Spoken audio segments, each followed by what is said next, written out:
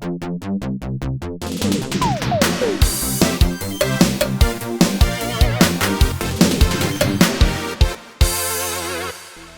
I'm Gwendolyn with iFixit, and today's retro repair is the classic Game Boy. If you're anything like me, this thing never left my hands, unless it was my sister's turn. And while this nearly indestructible box fared well over the years, my speaker has a little water or Capri Sun damage. So let's get to work. Here's what you're going to need: Phillips 00 screwdriver, Y1 tri-point screwdriver, an opening tool, solder, a soldering station, a copper braid for desoldering, and flux. As always, this is just an overview, so make sure that you refer to the guide on iFixit.com when you do your repair. Let's start by making sure it's off and removing the game, if any, and the batteries.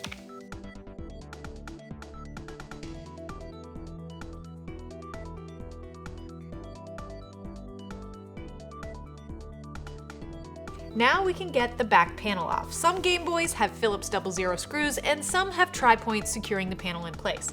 Mine have tri-points, so I'm gonna grab my driver and get to work on removing the 6 screws on the back. Now we can separate the front and back panel by pulling them apart, but we're not gonna separate them all the way as they're still connected by a ribbon cable. You're just going to carefully pull that cable straight down and out of its socket.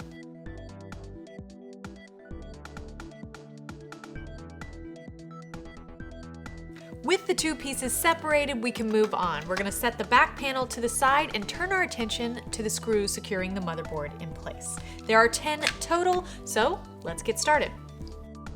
Now we can use our opening tool to pry the motherboard up. Just be careful when you're taking it out of the frame, as the speaker is still attached by 2 small wires. To remove the speaker, we're going to do a little desoldering, but it's nothing you can't handle with the right tools.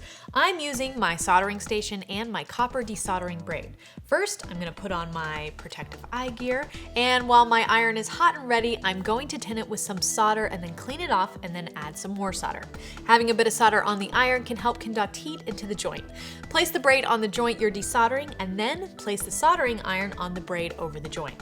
The solder should be drawn right into the braid. You can even add flux if you want. Do this for both joints, and then you can remove your speaker.